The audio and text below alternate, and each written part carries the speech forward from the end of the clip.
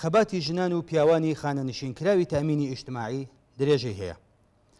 ڕۆژی یەکشەممە هەفتەی مانگی ڕەشەمە خانەنشینکراوانی تامینی ئیجتیماعی و ژمارەیەکی بەرچاو لە لاوانی داکۆکیکاری کرێکاران لەسەر بانکهێشتی سێ ڕێکخراوی سربەخۆی خانەنشینکراوان لە تاران و لانیکەم 20 شاری دیکە دەستیاندایە کۆبوونەوەی ناڕەزایەتی. ئەوە هەشتمین کۆبوونەوەی ئەم هاوڵاتیانە بوو لە ناڕەزایەتی بە ئاستی لە خوارەوەی حقوق و بارودۆخی نالەباری ژیانیان. خانەنشینکراوان هەروەک کرێکاران خوازیاری چوونەسەرەوەی هەقدەست و مستەمەریەکانیان و بۆ سەرەوەی 12,500,000 تمەن. بەکردەوە دەرهاتنی هاوسانسازی و دەرمانی تەکمیلی خواستێکی دیکەی ناڕازیانە. ئەوان هەروەها خوازیاری ئەوەن کە لە بەڕێوەبردنی سندوقەکانی خانەنشینیدا ڕۆڵیان هەبێت و نوێنەرانیان لە بڕیاردان لەسەر چارەنووسی خانەنشینکراوان بەشداری بکەن. ئەوان لە کۆبوونەوەکانی خۆیاندا دروشمی وەک حاصڵی کاری دەوڵەت، تاڵانی پارەی میلەت، هاوەر لە دەست زوڵم و ستەم، حقوقەکان ڕیاڵین، هەزینەکان دۆلارین، ئەو هەمووە بێعەداڵەتیە هەرگیز نەیدیوە میلەتێ گرانی و تەوەڕوم بەڵای گیانی خەڵکەیان وتەوە. لە تاران هێزە ئینتزامی و ئەمنیەکان هەر لە سەرەتاوە هێرشیان کردە سەر کۆبوونەوەی شەقامی ئازادی لە دەوروبەری سازمانی تامینی ئیجتیماعی و وەزارەتی کار. سەرکوتگەران وێڕای بەکارهێنانی توندوتیژی فیزیکی دژ بە ژنان و پیاوانی خانەنشینکرا و لاوانی خەباتکاری بەشداربووی کۆبوونەوەکە ژمارەیەکیان لێ دەست بەسەرکردن. هێزە سەرکوتگەرەکان لە چەندین شوێنی دیکەش هێرشیان کردە سەر کۆبوونەوەکان کە لەگەڵ مقاومەتی بەرینی ناڕازیان بەرەو ڕووبووەوە. سەرکوتگەرانی ڕژیم ژمارەیەکیان لە بەشداربووانی کۆبوونەوەکە دەست بەسەر کرد، بەڵام ناڕازیان بوێرانە ژمارەیەک لەو دەست بەسەر کراوانیان لە چنگ سەرکوتگەران دەرهێنا و سەرنجام هێزە ئەمنیەکان توانیان سێلا و خانەنشینکراوێک بەرن. سین ئێقباڵ لە بابەتێکدا لە ژێر ناوی خواستی خانەنشینکراوانی تامینی ئیجتیماعی نووسی 20 سندوقی خانەنشینی لە ئاستی ئێراندا خەریکی چالاکین کە لە ناویاندا سندوقی تامینی ئیجتیماعی بایەخێکی تایبەتی هەیە. نزیک بە 11 ملیۆن کەس لە کرێکارانی ئێرانیش هەموو مانگێک حەقی بیمە بەم سندوقە دەدەن.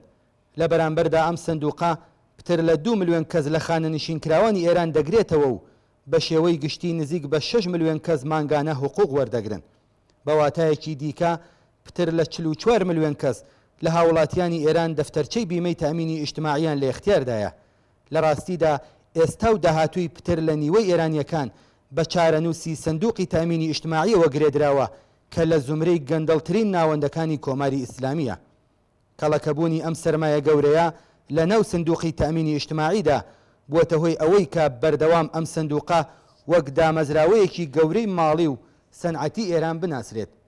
تا ئەو جێگایە کە شرکەتەکانی سەر بە سندوقی تامینی ئیجتیماعی لە ئێستادا بە شێوەی گشتی لە سەنعەتی سیمان، دەرمان، نەوت و پێترۆشیمی ئێراندا پتر لە 30% سەهام هەیە. بەڵام هەرگیز بەڕوونی و بەوردی پشکنینی ماڵی لەو سەدان شرکەتەی کە لە دەوری سندوقی تامینی ئیجتیماعی کۆبوونەتەوە نەکراوە. هەر بۆیە بەڕێوبەرانی دەوڵەتی سندوقی تامینی ئیجتیماعیان کردوەتە ڕەمبازگەیەک بۆ گەندەڵی مافیایی خۆیان.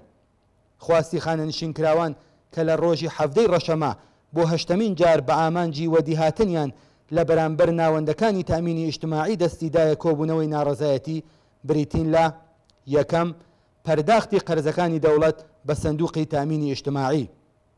دووهەم، بەکردەوە دەرهێنانی نظامی هاواهەنگ و هاوسانسازی حقوقی خانەنشینکراوانی سندوقی تامینی ئیجتیماعی لەگەڵ حقوقی خانەنشینکراوانی کشوەری و لەشکەری. سێهەم، بردنە سەرەوەی حقوقی ساڵانەی خانەنشینکراوان بە پێی ئاستی تەوەڕوم و هەزینەی بنەماڵەیەکی ئاسایی. چوارەم، دەرمانی بێبەرامبەر و ئیسلاحی نظامی بیمەیی خانەنشینکراوان بە بێ پێویستی بە بیمەی تەکمیلی. پێنجەم، بە ڕەسمی ناسینی سربەخۆیی کامڵی سندوقی تامینی ئیجتیماعی. شەشەم، سپاردنی بەڕێوبەرانی سندوقی تامینی ئیجتیماعی بە خاوەنانی سەرەکی واتە بە کرێکاران. حەوتەم، هەڵوەشانەوەی 2% کەسری پەیوەندیدار بە مادەی 89. هەشتەم، بەشداریکردنی خانەنشینکراوان و کرێکارانی ئێران لە بڕیارەکانی پەیوەندیدار بە سازمانی تامینی ئیجتیماعی. نۆهەم، دامەزراندنی سیستمی چاوەدێری و کنترۆڵی پێشکەوتو لە ناو پێکهاتەی ماڵی سندوق بە هاوکاری خانەنشینکراوانی بەتوانای ئەم بوارە. دەهەم، ئازادی دەست بەجێی دەست بەسەرکراوانی ڕۆژی هەفتەی ڕەشەمە. خەباتی کرێکارانی خانەنشینکراو لەلایەن هەندێک لە ڕێکخراوە کرێکاریەکانی وەک سەندیکای شرکەتی واحد و کرێکارانی قەراردادی کاتی شرکەتی نەوت پشتیوانی لەکراوە. ئەوان لە بەشێک لە ڕاگەیاندراوەکەیاندا نووسیویانەکە ئێمە کرێکاران چیتر ملکەچی هەژاری و کۆیلەتی نابین و بە هەموو تواناوە لە بەرامبەر هەموو جۆرە دەست درێژیەک بۆ سەر ژیانمان ڕادەوەستین. پێویستە خەباتی ڕێکخراوی ئەم دوایانەی خانەنشینکراوان لەلایەن گشت ژنان و پیاوانی کرێکارەوە پشتیوانی لێ بکرێ لەبەر ئەوەی کە هەر هەمویان لە قۆناغێک لە ژیانیاندا دەکەونە پێگەی ئەم خەباتکارە مافخوازانەوە. ڕێگری لە تاڵانکاری دەوڵەت دش بە کرێکاران داسەپاندنی لانیکەمی هەغدەستی مانگانەی سەروی 12 ملیۆن تمەن و وەدی هاتنی باقی داخوازی خانەنشینکراوان خواستی زۆربەی هەرە زۆری خەڵکی ئێرانە.